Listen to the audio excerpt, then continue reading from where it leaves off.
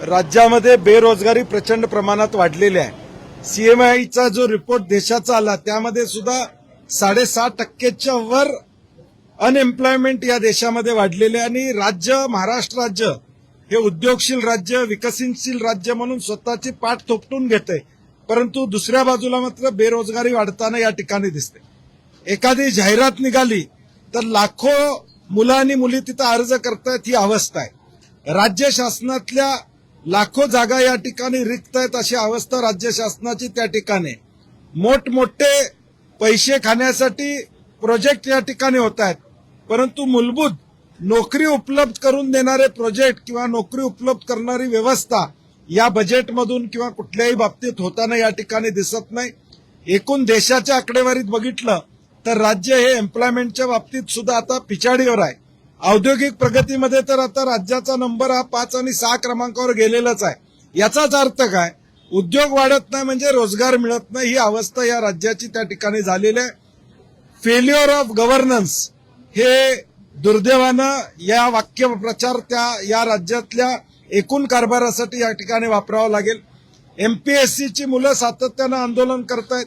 एमपीएससीची भरती ज्यावेळी होते, जाहिरात निघते, जाहिरात निघाल्यानंतर परीक्षा होतात, परीक्षा झाल्यानंतर निकाल राखून ठेवले जातात, हे एक षडयंत्र आहे। मग तुम्ही जाहिरात देताना ज्या त्रुटी आहेत त्या जाहिरातीतल्या त्रुटी तुम्ही का काढत नाही? परत कोर्ट केसेस होतात आणि त्या भरतीला किंवा त्या निकालावर स्टे त्या ठिकाणी येतो। मग 50 वर्षानंतर 60 वर्षानंतर तुम्हाला एमपीएससी मधल्या जाहिराती सुद्धा तुम्हाला व्यवस्थित काढता येत नाहीत का?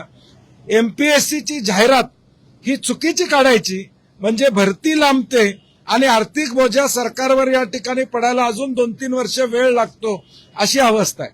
मधल्या काळात टंकलेखकाच्या विषयासंदर्भात देखील असाच प्रयत्न त्या ठिकाणी झाला। काही पोस्ट ही राज्यातली व्यापकत करण्यात आली। तुम्ही पोस्ट व्यापकत करत असताना किमान 3 वर्षाचा वेळ द्या की 2028 मध्ये या पोस्ट व्यापकत आम्ही करणार आहोत। मुलं किमान त्या पोस्टच्या दृष्टीने अभ्यास करणार नाहीत, परंतु एकूणच ही सगळी भरती प्रक्रिया एमपीएससीची सुद्धा अशा पद्धतीने करायची जेणेकरून तो विद्यार्थी हजर होऊ नये। हजर झाला की पगार चालू होणार, आर्थिक बोजा सरकारवर पडणार, अर्थकारण सरकारचं बिघडलेलं आहे, आर्थिक भार सोसू शकत नाही आणि म्हणून त्याचा परिणाम आता भरतीवर या ठिकाणी होताना दिसतोय।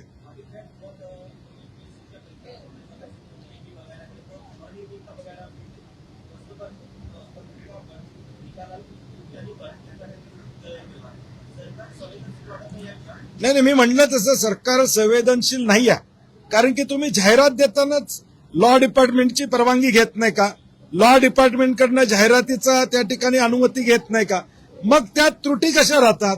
जेणेकरून एखाद्या विद्यार्थीला वाटतं माझ्यावर अन्याय झालाय, मला कोर्टात जावं लागतं आणि मग ती प्रक्रिया सगळी थांबवली जाते आणि वर्ष 2-2 वर्ष या ठिकाणी अगदी प्रक्रिया थांबते आणि त्या ठिकाणी हे एक मी म्हणलं तसं षडयंत्र आहे।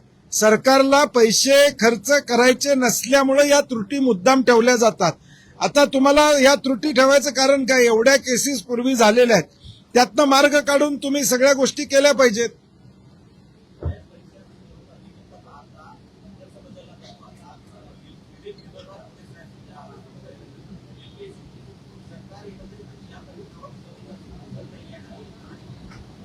एमपीएससीनं स्वायत्तेनं वागलं पाहिजे अशी आमची अपेक्षा आहे। नव्या अध्यक्षांच्याकडून या राज्यातल्या लाखो तरुणांच्या अपेक्षा आहेत। माझी नव्या अध्यक्षांना नव्या सगळ्या लोकांना विनंती आहे की पुढच्या ज्या काही परीक्षेचा टाइमलाईन फिक्स करा, त्याचे निकालाची वेळ फायनल त्या ठिकाणी करा। जाहिरातीत कुठल्या त्रुटी, भले जाहिरात 1 महिना लेट करा तुम्ही, काय हरकत नाही, परंतु सगळ्या त्रुटी त्या जाहिरातीतल्या काढून तुम्ही या एमपीएससीच्या भरतीला पुढे जावा अशी आमच्या नव्या अध्यक्षांना विनंती आहे।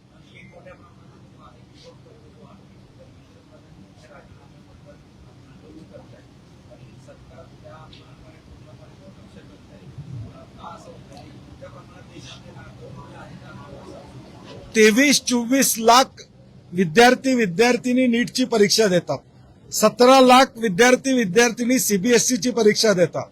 या देशातलं सरकार 12 वर्ष आहे, 130 कोटी देशातल्या जनतेला न्याय देतो असं म्हणतंय, 23 लाख लोकांची साधी परीक्षा घेऊ शकत नाहीत। इंडियन एअरफोर्सचा वापर करायला लागतो यांना पेपर पाठवण्यासाठी. म्हणजे तुमचं गव्हर्नन्स फेल्युअर किती या ठिकाणी आहे. आणि आमची मागणी, काँग्रेस म्हणून आमची मागणीच आहे, धर्मेंद्र प्रधानांनी जबाबदारी घ्यावी आणि राजीनामा द्यावा. हे सातत्यानं, हा पेपर फुटल्यापासून आम्ही सातत्यानं मागणी करतोय. महाराष्ट्रात देखील त्याचे पालेमुळे बाहेर आलेले आहेत. त्यांच्यावर सुद्धा काय कारवाई केली सरकारनं? का चौकशी करून त्यांना सोडवलं जाणार आहे? या सगळ्याचं उत्तर सरकारनं देणं अपेक्षित. आणि जे अविश्वासार्हता या नीट बद्दल निर्माण झालेली आहे, अविश्वासार्हता सीबीएसई बरोबर निर्माण झालेली आहे, ती विश्वासार्हता मिळवणं हे अत्यंत अवघड काम होणार आहे. विद्यार्थ्यांचे हाल झालेले आहेत, त्याला सर्वस्वी सरकार या ठिकाणी जबाबदार आहे.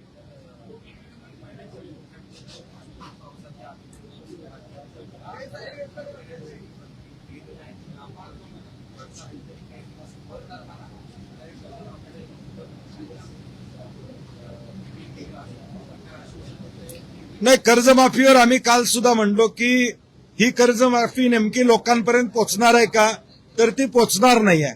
कारण की थकीत असणाऱ्यांना 2 लाख रुपये भरले तरच पुढचे या ठिकाणी पैसे त्या ठिकाणी मिळणार आहेत. ज्यानं प्रामाणिकपणे कर्ज फेडलेलं आहे त्याला त्या ठिकाणी तुम्ही योग्य मोबदला देत नाही. माझं साधं म्हणणं आहे, ही देणगी आहे का मदत आहे? जर देणगी असेल तर सरकारच्या व्हीम्सवर, मनावर देणगी चालते. मदत असेल तर मग शेतकरी अडचणीत आहे हे गृहीत धरा. मुळात शेतकरी अडचणीत आहे म्हणून तो कर्जमाफी मागतोय. मग त्याचा कर्ज त्यानं चुकून फेडलं असेल, दुसरीकडनं उचलून कर्ज फेडलं असेल, याचा अर्थ त्याचं उत्पन्न घटलेलं नाही असं नाही, त्याचं त्या वर्षाचं उत्पन्न घटलेलं आहे. आणि म्हणून मला वाटतं सरसकट कर्जमाफी केली पाहिजे, नियम आणि अटी न घालता ही कर्जमाफी केली पाहिजे. आता एखादा गरीब ग्रामपंचायत सदस्य आहे, त्याला तुम्ही त्यातून वगळताय. 25,000 रुपये पगार असणारा माणूस वगळताय. म्हणून माझा बेसलाईन काय, ही देणगी आहे का शेतकरी अडचणीत आलेल्या मदत आहे? तुम्ही शेतकरी अडचणीत आलेला मदत असेल तर सरसकट ही मदत केली पाहिजे, नियम आणि अटी लावल्या नाही पाहिजेत, अशी आमची भूमिका आहे.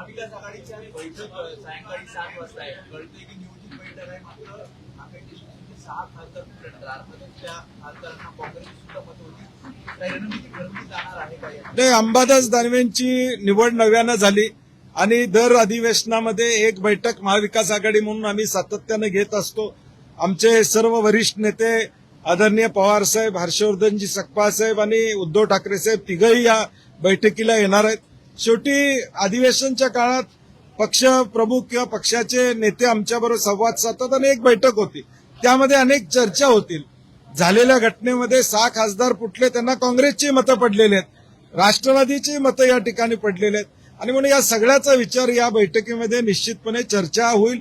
अधिवेशनामध्ये पुढचे कुठले मुद्दे मांडायचे, कुठल्या मुद्द्यांना प्रायोरिटी द्यायची, याची चर्चा आज सखोलपणे या ठिकाणी होईल. चला,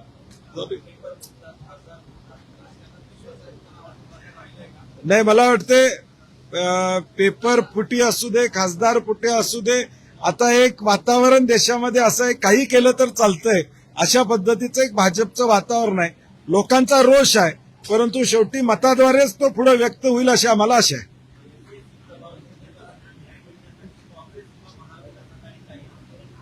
नाही, पुण्यामध्ये युथ काँग्रेसच्या वतीनं सातत्यानं आम्ही, युथ काँग्रेस असेल, शिवराज मोरे असतील, सागर साळुंखे असतील, हे दोघंही आमचे युथ आणि एनएसयूचे अध्यक्ष सातत्यानं एमपीएससीच्या विद्यार्थ्यांशी संवाद साधतात, त्यांच्या प्रश्नाला चालना देण्याचा प्रयत्न करतात. काँग्रेस म्हणून एमपीएससीच्या विद्यार्थ्यांच्या पाठीशी आम्ही ठामपणे या ठिकाणी उभे आहोत.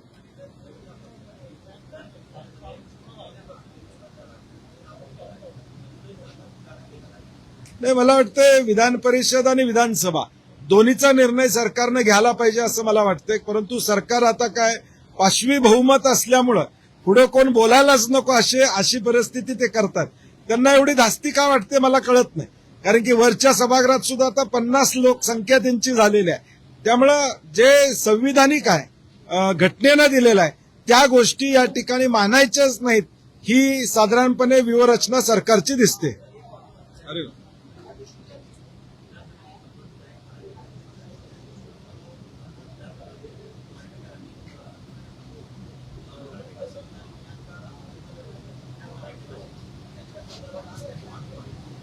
मराठी भाषेलाच त्यांनी श्रद्धांजली वाहिली काल, खऱ्या अर्थानं असं म्हणावं लागेल.